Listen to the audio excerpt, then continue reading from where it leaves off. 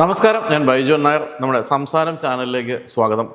നമ്മൾ സിനിമയിൽ എന്തെങ്കിലും ആയിത്തീരണം എന്ന് ആഗ്രഹിച്ച് അതിൻ്റെ പിന്നാലെ കഷ്ടപ്പെട്ട് വർഷങ്ങളോടെ നടന്നിട്ട് അതിലൊരു 50% പേര് വിജയിക്കും, 50% പേര് പരാജയപ്പെടുന്നതാണ് നമ്മൾ കണ്ടിരിക്കുന്നത്.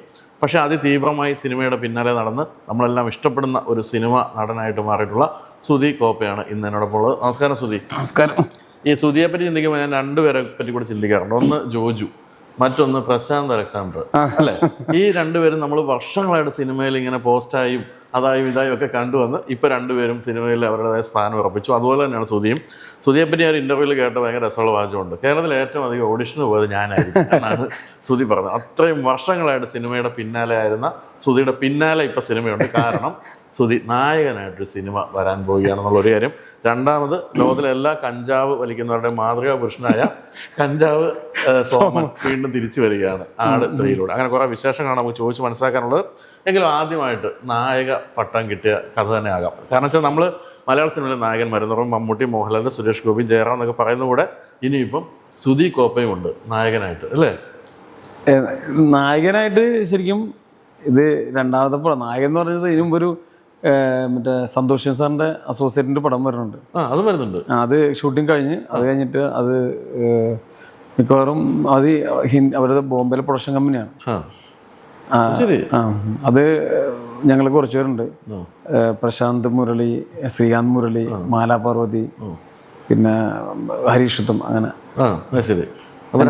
അത് പുള്ളി അതിൻ്റെ DOP എല്ലാം അവിടുത്തെ ആൾക്കാരാണ്. അപ്പൊ ഈ നായകനാകുന്ന നായകൻ എന്ന് പറഞ്ഞാല് എന്റെ ശരീരത്തിന് പറ്റിയ നായകൻ അല്ല, അങ്ങനല്ലേ ഞാൻ പറഞ്ഞ.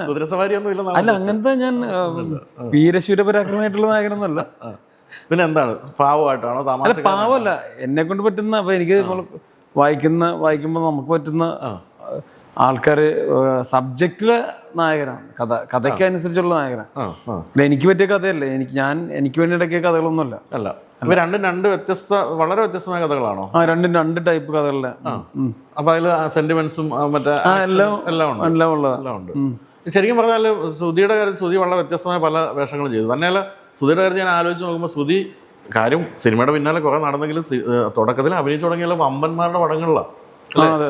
നീരത്, ജോഷി സാർ, അങ്ങനെയൊക്കെയുള്ള എല്ലാരും ആഗ്രഹിക്കുന്ന കൊതിക്കുന്ന പല്ലിശ്ശേരിയുടെ ഖാലിദ് റഹ്മാൻ. അതെങ്ങനെയാണ് അത്? കാരണം ഇപ്പം സാധാരണ ഇതിൽ ഇങ്ങനെയൊക്കെ സിനിമയ്ക്ക് വേണ്ടി നടക്കുമ്പോൾ നമ്മൾ ചെറിയ ചെറിയ ഗ്രൂപ്പുകളിൽ ചെന്ന് വിടും. അവരൊക്കെ കഷ്ടപ്പെട്ട് സിനിമ ചെയ്യുമ്പോൾ അതിൻ്റെ ഭാഗമാകും. അതല്ലാതെ ഈ വമ്പന്മാരുടെ സിനിമയിലേക്ക് തുടക്കത്തിൽ വരുന്നത് എങ്ങനെയാണ്? അത് ഞാൻ ഈ സിനിമയിൽ അഭിനയിക്കണമെന്നുള്ള ആഗ്രഹം കൊണ്ട് മിമിക്രി ചെയ്തിട്ടുണ്ട്. ഒരിക്കലും മിമിക്രിക്കാരനല്ല, പെർഫെക്ഷനുള്ള ആളൊന്നുമല്ല, മനസ്സിലായില്ലേ? അതുകൊണ്ട് നാടകം ചെയ്തിട്ടുണ്ട്. അല്ല, ബേസിക്കലി ഞാൻ നാടകത്തിൽ നിന്ന് യാദൃച്ഛമായിട്ട് സിനിമ വന്ന ആളൊന്നുമല്ല. നാടകം ചെയ്താൽ സിനിമയിലും ചാൻസ് കിട്ടാത്തതുകൊണ്ടും ഇന്നത്തെ പോലെ റീൽസ് ഒന്നും ഇല്ലാത്തതുകൊണ്ടും നാടകത്തിൽ അഭിനയിച്ച. കാര്യം എൻ്റെ ഇവരുള്ള നാടക സുഹൃത്തുക്കളുള്ളതുകൊണ്ടാണ് ഞാൻ പറയുന്നത്. ഞാൻ നാടകത്തിനെ കുറച്ച് പറയല്ല. പിന്നെ ഞാൻ ഓഡീഷന് പോയിരുന്നു. സിനിമ ആയിരുന്നില്ല. സിനിമ കാണുക, സിനിമയിൽ അഭിനയിക്കുക എന്ന് തന്നെ. എങ്ങനെ സിനിമയിൽ വരുമെന്ന് അറിയില്ല. കാര്യം നമ്മളെ അവസരം ചോദിച്ചെടുക്കുന്ന സമയത്ത് സിനിമയിൽ ഇന്ന ആക്ടർക്ക് ഇന്ന കൂട്ടുകാരൻ അറിയാല്ല. അന്നത്തെ ലെജൻസ് എല്ലാവരും, ഇപ്പോൾ ശങ്കരാജ് സാറായാലും ഒടുവിൽ ഉണ്ണിക്കൽ സാർ, അവരൊക്കെ അഭിനയിക്കുന്നതും ഒന്നും വേണ്ട.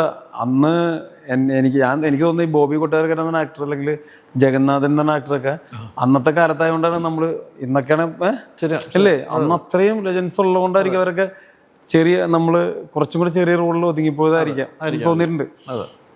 അന്ന് നമുക്ക് ചിന്തിക്കേണ്ട അങ്ങോട്ട് ആ ഏരിയയിലൊന്നും. ഇപ്പോൾ ലാൽജു സാറിൻ്റെ പടങ്ങളൊക്കെ വരുന്ന സമയത്തൊക്കെയാണ് നമ്മൾ കൂടുതലും സാറിനെ കാണാനും അവരെ കാണാനൊക്കെ പോകുന്നത്. അന്നത്തെ സാഹചര്യം വെച്ചിട്ട് പുതിയൊരാൾക്ക് ഫിലിമാണ്, പുതിയൊരാൾ വന്നിട്ട് അഭിനയിക്കുക, പ്രശ്നങ്ങളൊക്കെ സാഹചര്യം. പിന്നെ അത് ഡിജിറ്റലായി ഓഡീഷൻസ് വരാൻ തുടങ്ങിയപ്പോൾ തൊട്ടാണ് ഞാനൊക്കെ ഓഡീഷൻ പോയിട്ടാണ് ഫസ്റ്റ് പടത്തിൽ നമുക്ക്. അപ്പം എന്ന് വെച്ചാൽ ഈ നാടകക്കാർക്ക് ഓഡീഷൻ വെക്കാൻ തുടങ്ങി.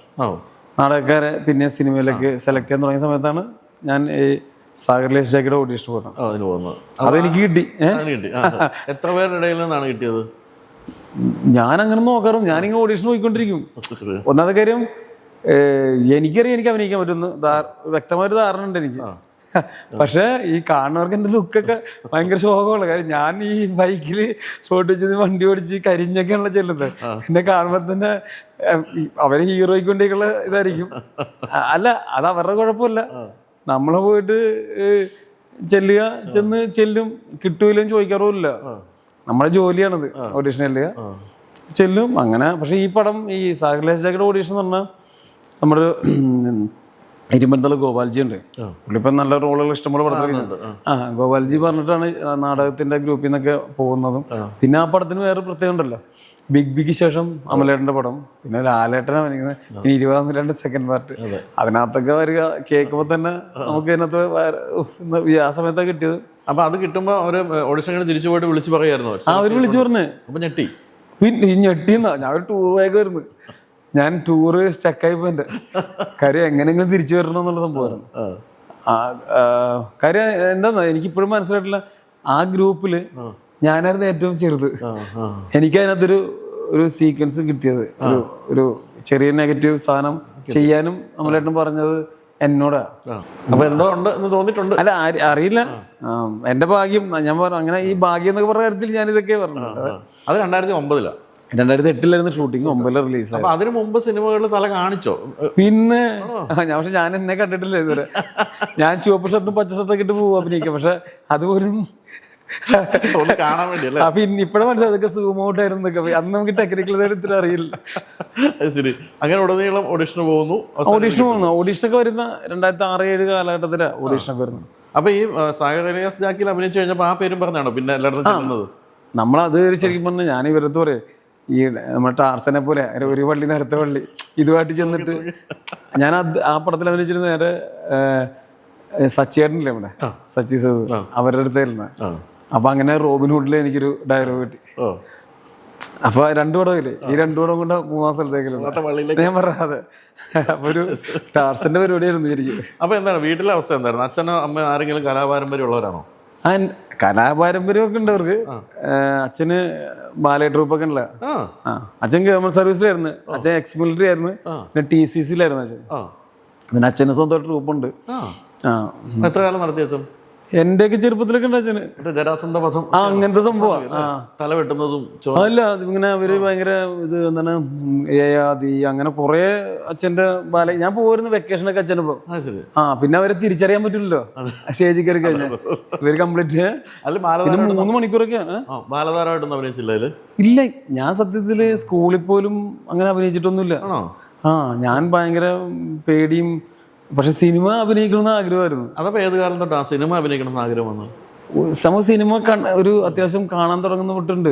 അത്യാവശ്യം സിനിമകളൊക്കെ കാണുമല്ലോ നമ്മള്. ക്ലാസ് കട്ട് ചെയ്ത സിനിമ കാണുന്നൊരു ഇതുണ്ടല്ലോ. അപ്പൊ തൊട്ട് സിനിമയിൽ അഭിനയിക്കണമെന്നുണ്ട്. പക്ഷെ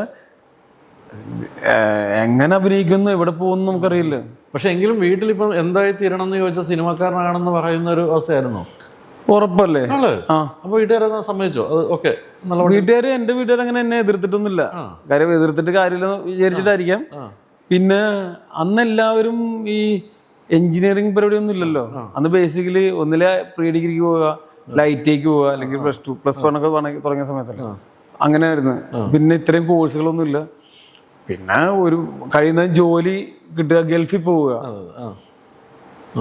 വേറെ സഹോദരങ്ങൾ ആരൊക്കെയാ? എന്റെ ചേച്ചി ഉണ്ടായിരുന്നു. അവര് ജോലി പഠിച്ചിട്ടുണ്ട്. അപ്പൊ ഞാൻ ഈ സിനിമ നമ്മൾ ചാൻസ് ചോദിച്ചു നടക്കാന്നുള്ള എനിക്ക് ഇന്നുവരെ അങ്ങനെ നിരാശം തോന്നിയിട്ടില്ല. എനിക്കറിയായിരുന്നു നാളെ ഞാനിത് എനിക്ക് നാളെ കിട്ടുമെന്നും ഞാൻ പറഞ്ഞില്ലേ, നമുക്ക് എന്തെങ്കിലും എനിക്ക് അഭിനയിക്കാൻ പറ്റുമെന്ന് എനിക്കൊരു ഇതുണ്ടായിരുന്നു. സാധാരണ പൊതുവെ സിനിമയുടെ കുറച്ചിടത്തൊക്കെ നിരാശരാകുന്നില്ല പതിവല്ലേ? എന്റെ അന്നൊക്കെ കുറെ പേര് പോയി. അവരൊക്കെ നല്ല നിലയിൽ ഇപ്പം മോശമല്ല, അവരൊക്കെ നല്ല ജോലിയൊക്കെ ചെയ്യുന്നുണ്ട്, അവർ സംസാരിക്കാറുണ്ട്. അപ്പൊ നമ്മ ട്രൈ ചെയ്തുകൊണ്ടിരിക്കുക. ശരി. അപ്പൊ ഈ സാഗർ ഇലിയാസും അതിനുശേഷം 2ാമത്തെ പടം കിട്ടിക്കഴിഞ്ഞപ്പോഴത്തേക്കും തോന്നിയോ ഏകദേശം നമ്മളൊന്ന്? ഇല്ല, അങ്ങനല്ല. ഞാൻ പറഞ്ഞ ഇപ്പൊ അത് ചെയ്ത് അത് കഴിഞ്ഞ് നമ്മള് പിന്നെ നമ്മൾ ചാൻസ് ചോദിക്കുന്ന പരിപാടി ഉണ്ടല്ലോ. എല്ലാവരെയും വിളിച്ച് ചാൻസ് ചോദിക്കും, അവരെ പോയി കാണും, എല്ലായിടത്തും പോകും. അങ്ങനെ പോയി ആമേൻ എന്ന സിനിമയിലാണ്. ഇതൊരു സിനിമാ കമ്പനി എന്ന് പറഞ്ഞ സിനിമയ്ക്ക് ഇവിടെ ഭയങ്കര ഓഡിഷൻ നടന്നു. കുറേ പേരിൽ നിന്ന്, അതായത് 10,000 അങ്ങോട്ട് എൻട്രി, 20,000 എന്നൊക്കെ പറയുന്ന ഓർമ്മ എൻ്റെ ശരിയല്ല. അതിൽ നിന്ന് ഒരു 3,000 പേരെ സെലക്ട് ചെയ്തിട്ട് ഒരു 3-4 ദിവസം കൊണ്ടൊരു ഓഡിഷൻ നടന്നുണ്ട്. അതിനകത്ത് ഫൈനൽ വന്ന് ഞാൻ. നമ്മള് ചെല്ലുക, നമുക്ക് പിന്നെ എക്സ്പീരിയൻസ് ഓഡീഷനിൽ സ്റ്റാറായി ഞാൻ. കാരണം നമുക്കറിയാലോ ഇത് ജെന്യുവിനെ ചെല്ലുമ്പോൾ തന്നെ അറിയാൻ പറ്റും ഇത് ജെന്യുവിനാണ് അല്ലെന്നൊക്കെ. ഇത് ഉടായ്പ ഇഷ്ടം പോലെ ഉണ്ടല്ലോ. പൈസ മേടിച്ച് നമ്മുടെ ഇതിന് പൈസ ഇല്ലാത്തതുകൊണ്ട് കൊടുക്കാനും ഇല്ല, നമ്മൾ കൊടുക്കുകയില്ല. ഇവര് ശരിയാ കറക്റ്റ് ആണോന്ന് അറിയാൻ പറ്റും. അപ്പോൾ അങ്ങനെ അതിന്റെ പ്രൊഡ്യൂസറുണ്ട് ഫരീദ് ഖ എന്നെ അതിനകത്ത് എനിക്കതിനകത്ത് റോള് കിട്ടിയില്ല ശരിക്കും പറഞ്ഞു. എന്നിട്ട് ഫരീദ് ഖ എല്ലാവരും പറഞ്ഞിട്ട് എനിക്ക് അതിനകത്തൊരു ബാബുരാജന്റെ അസിസ്റ്റന്റ് ഒരു ഗുണ്ട ക്യാരക്ടർ എനിക്ക് തന്നു. അത് അന്നത്തെ നമുക്കന്നൊരു വലിയ ഇതാണ്, ട്രോഫിയാണ് അതൊക്കെ. അതിൽ നിന്നാണ് പുള്ളി ആമേൻ പ്രൊഡ്യൂസ് ചെയ്ത പുള്ളിയാണ്. അങ്ങനെയാണ് ലിജോ ചേട്ടൻ്റെ അടുത്ത് എന്നെ വിടുന്നതും. ഞാൻ ചെന്ന് ഇതുപോലെ കണ്ടു. അപ്പോൾ അതിനകത്ത് റോളൊന്നും ഉണ്ടായിരുന്നില്ല. പക്ഷെ അതിനകത്ത് ചെയ്യേണ്ട ആക്ടറിന്റെ ഡേറ്റ് പ്രശ്നം വന്നപ്പോൾ പെട്ടെന്ന് തന്നെ ഞാനങ്ങനെയാണ് റോള് രചനാനാരായണൻകുട്ടിയെ ശരി. അപ്പൊ അതിനുശേഷം ശരിക്കും ഞാൻ സിനിമയിലെത്തി, സിനിമയാണ് ഇനി എൻ്റെ ജീവിതം എന്ന് എന്താ പറയുക സാമ്പത്തികമായിട്ടൊക്കെ തീരുമാനിച്ച ഏതൊരു ഘട്ടത്തിലെത്തിയപ്പോഴാണ്?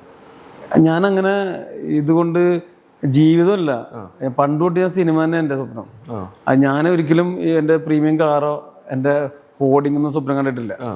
എങ്ങനെ അവസരം കിട്ടുന്നു മാത്രമേ സ്വപ്നം കണ്ടേക്കണം. അതെങ്ങനെ എനിക്ക് അഭിനയിക്കാൻ പറ്റും.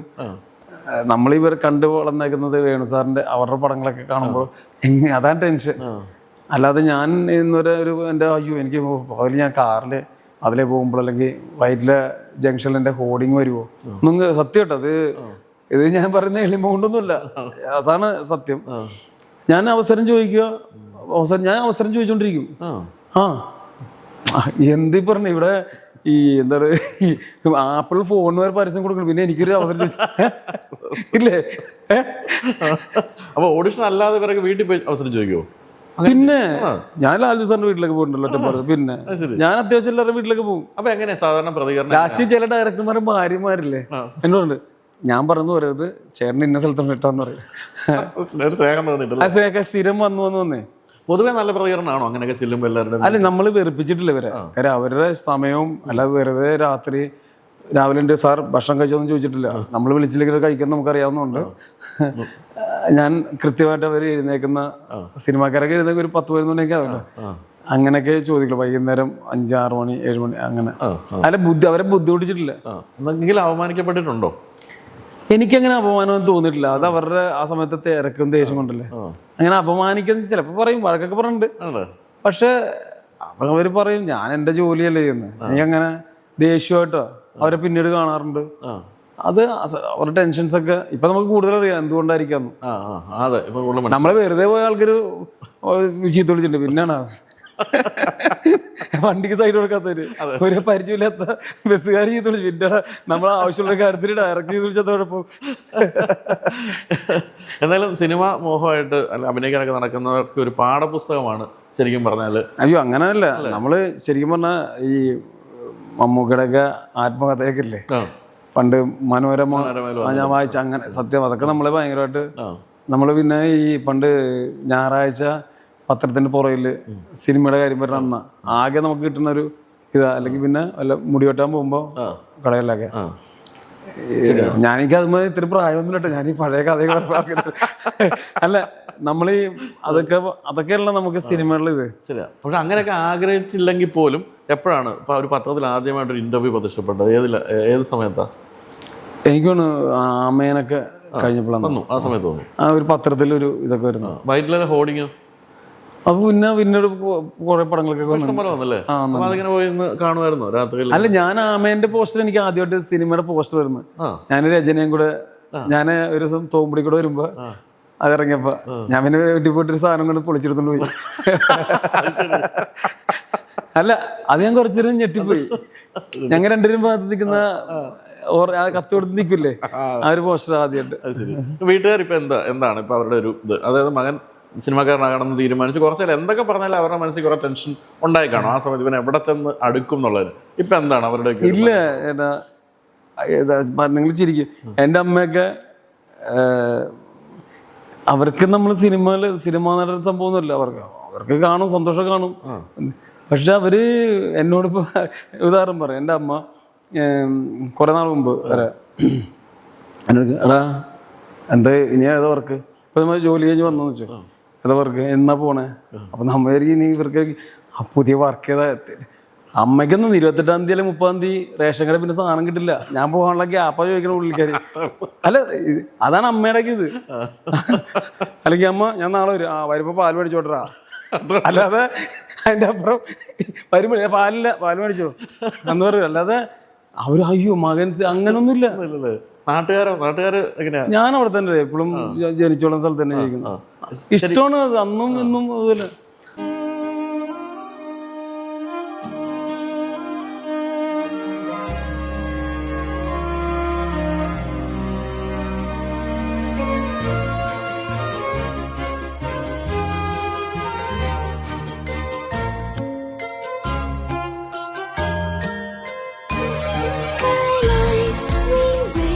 We see beyond walls. Skyline Builders. The address says it all.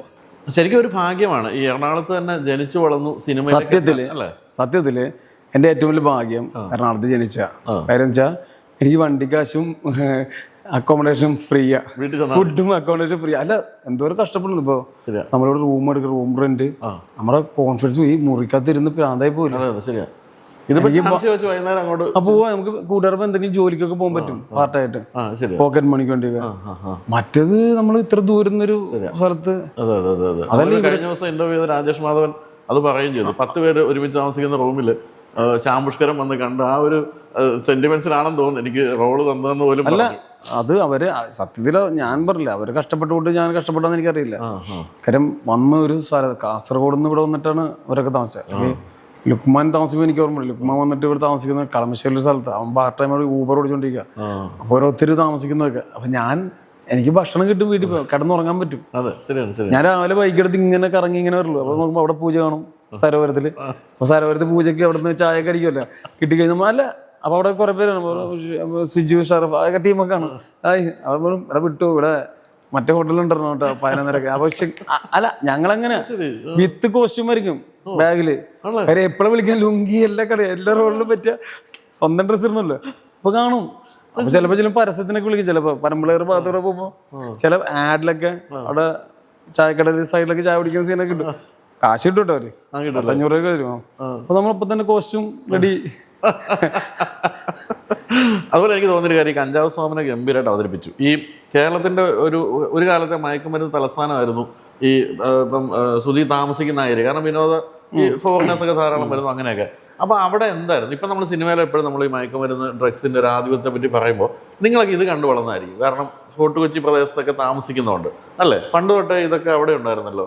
എന്തുകൊണ്ടാണ് പെട്ടെന്ന് ഇത് സിനിമയിലേക്ക് ഡ്രഗ്സിന്റെ ഒരു ആധിപത്യം വരും ഇതുപോലെയൊക്കെ ചർച്ച ആകപ്പെടുകയും ചെയ്യുന്നത് എന്തുകൊണ്ടായിരിക്കും? പണ്ട് സിനിമയിലെ ഡ്രഗ്സ് എന്നൊക്കെ രഘുവരൻ സാറിനൊക്കെ നമ്മൾ പണ്ട് അല്ലേ കഞ്ചാവ് വലിക്കുന്നത്. പക്ഷെ എന്റെയൊക്കെ ചെറുപ്പത്തിൽ കഞ്ചാവ് വലിക്കുന്ന ആൾക്കാരെ എണ്ണം കുറവായിരുന്നു.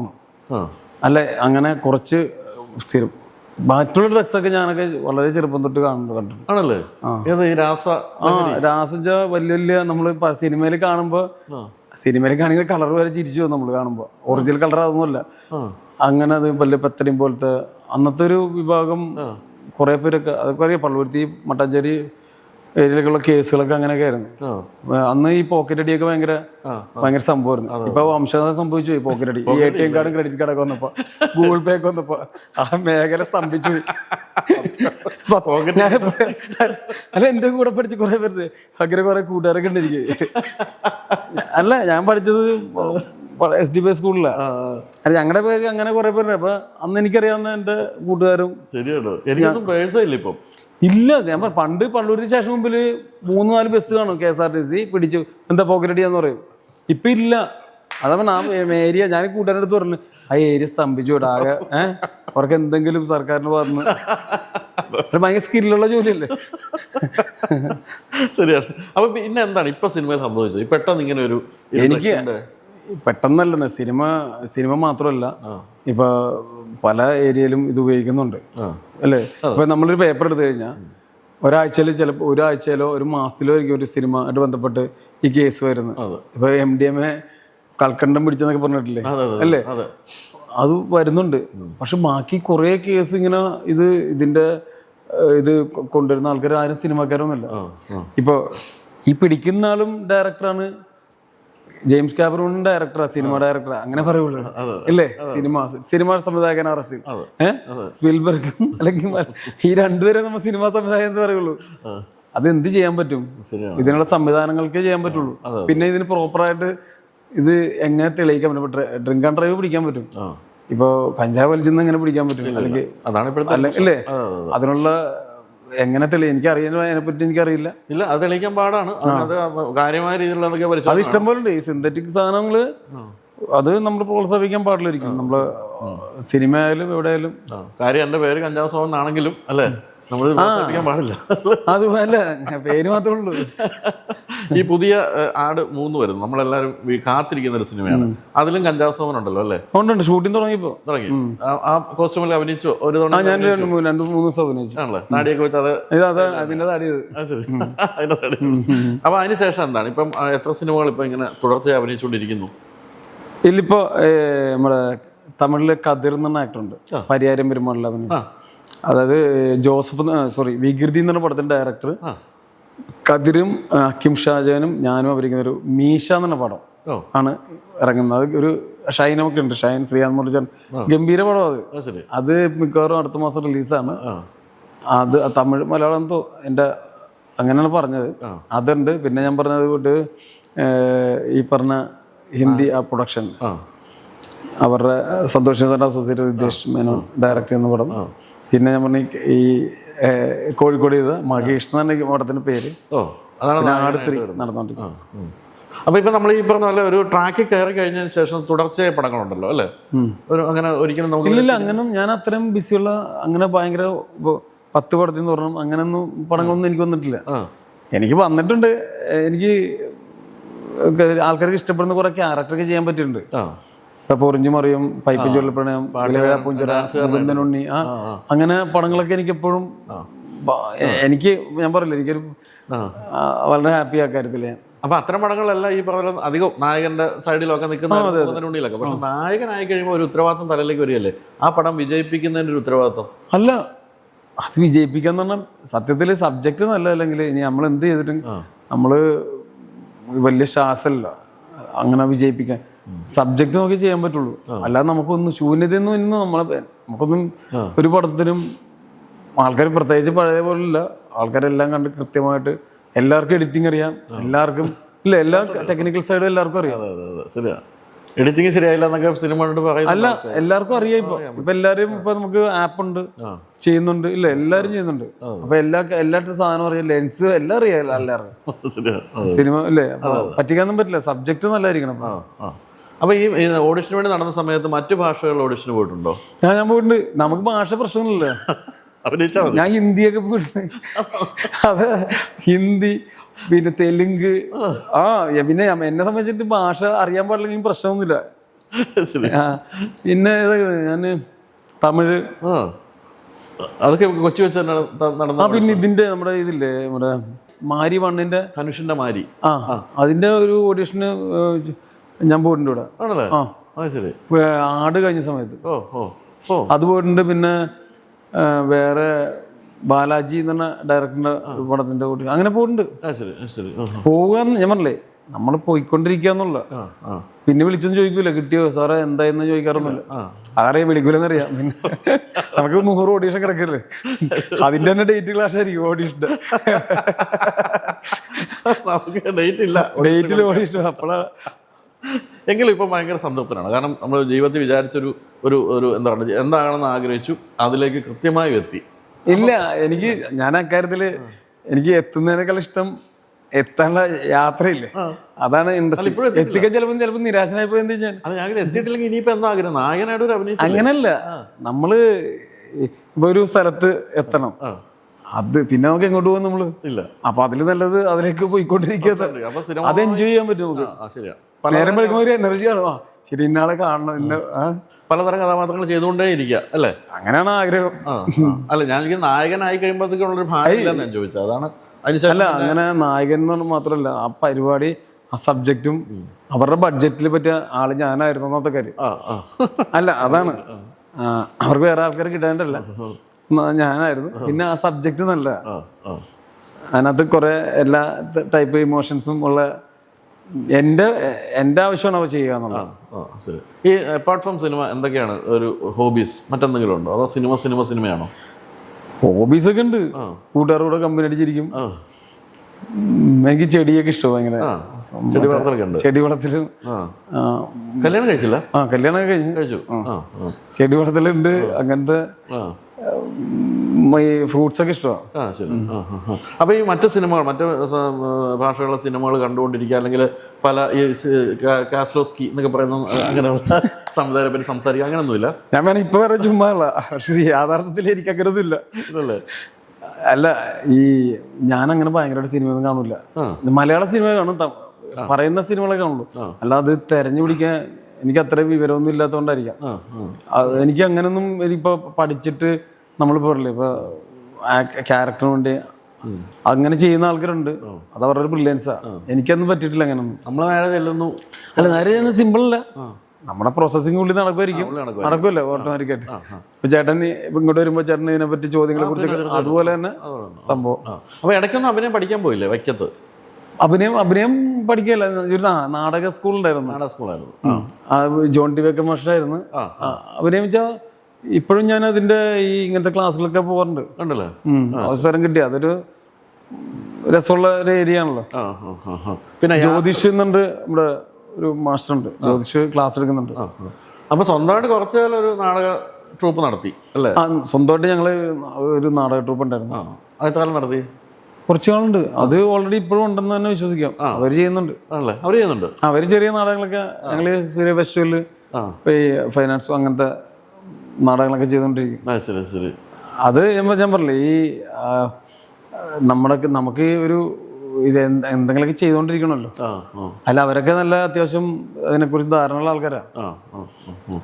എന്നാലും ഈ പറഞ്ഞ തുടക്കം തൊട്ടേ അഭിനയം അത് നാടകമായാലും അത് മിമിക്രി ആയാലും അല്ലെങ്കിൽ സിനിമയായാലും അങ്ങനെ അല്ല, അഭിനയം മാത്രമല്ല, എനിക്ക് എൻ്റെ സുഹൃത്തുക്കള്, എനിക്ക് ട്രിപ്പ് പോക്ക് എല്ലാം ഉണ്ട്. യാത്ര ഒത്തിരി അല്ല, സാധാരണ നമ്മുടെ ആൾക്കാര് പോണ യാത്രകളില്. വണ്ടി ഹരമുണ്ടോ? വണ്ടിയാ? ഇല്ല. ഏത് വണ്ടി ഉപയോഗിക്കും? നമ്മൾ താറാണ് അല്ലേ? പക്ഷെ നമ്മൾ അന്ന് അവിടെ ഒരു റെസ്റ്റോറന്റ് വെച്ച് കാണുമ്പോൾ താറായിരുന്നു അല്ലല്ലോ? അതെ അതെ, കുംഭകോണം കോഫി വെച്ച് അന്ന് താറായിരുന്നു ആണല്ലോ. എത്ര നാളെ താറെടുത്തിട്ട്? ഒരു വർഷമൊക്കെ. Diesel automatic. ഹാപ്പിയാണ്. പിന്നെ അടിപൊളി വണ്ടിയാണ്. ഓഫ് റോഡൊക്കെ പോവോ? നമ്മുടെ ഇവിടെ എല്ലാം ഓഫ് റോഡല്ലേ ഓൾമോസ്റ്റ്. അത് സത്യമാണ്. അതിനായിട്ടൊരു വാഗമണിലൊന്നും പോകണം. അപ്പൊ ഈ ലൊക്കേഷനിലൊക്കെ പോകുമ്പോൾ സ്വന്തമായി വണ്ടി? ഞാനിപ്പോ ഈ വണ്ടി എടുത്തതിന് ശേഷം ഞാൻ തന്നെ എനിക്ക് ഭയങ്കര ഇഷ്ടമാണ് ഓടിക്കാൻ.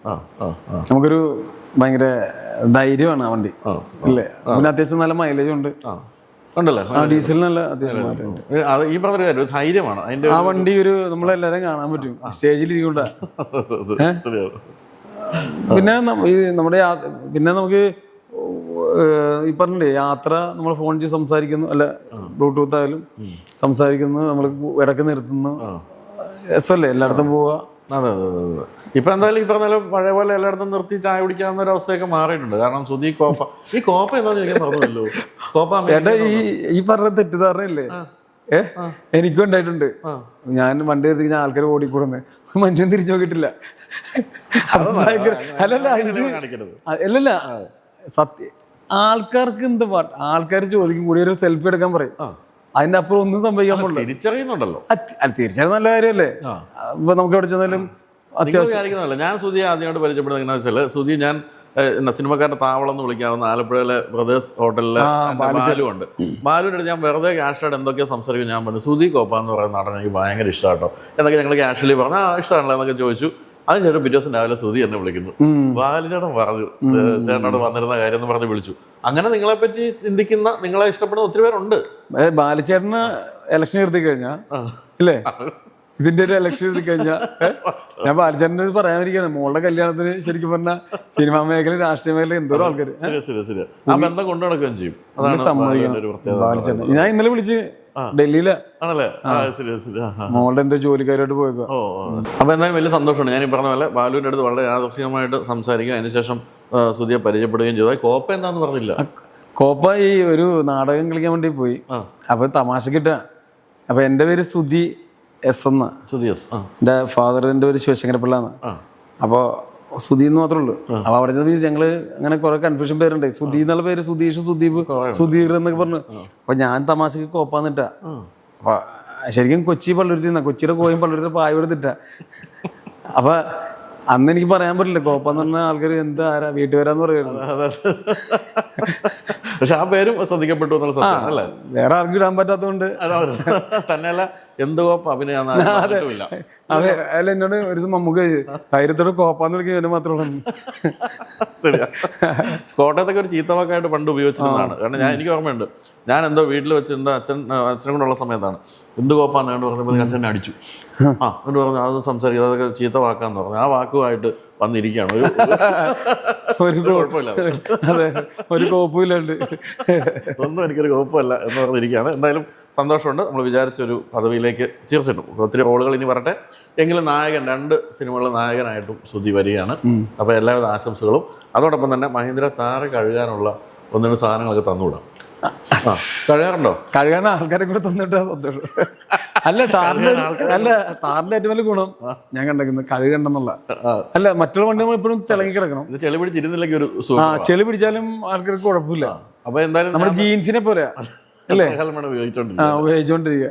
അപ്പൊ ഞാൻ തന്നെ വന്ന് കഴുകേണ്ടി വരും തോന്നുന്നു. ഇപ്പൊ തന്നുവിടാം. ശരി ശരി. അപ്പോൾ കൊച്ചിയിലെ പ്രശസ്ത ഡീറ്റെയിലിംഗ് സെന്റർ റോഷോ കാക്കനാട് മാവേലിപുരത്താണ്. അവർ നൽകുന്ന ചെറിയൊരു ഗിഫ്റ്റ്, വണ്ടി കഴുകാനൊക്കെയുള്ള സാധനങ്ങളുണ്ട്. അപ്പം എല്ലാവരും ആശംസകളും. മുന്നോട്ടുള്ള യാത്രയിൽ എനിക്ക് വലിയ ഇഷ്ടമുള്ള ആളാണ്, വലിയ ആഗ്രഹമുള്ള ആളായിരുന്നു വീഡിയോ കൊണ്ടുവരണമെന്ന്. അത് സാധിച്ചു.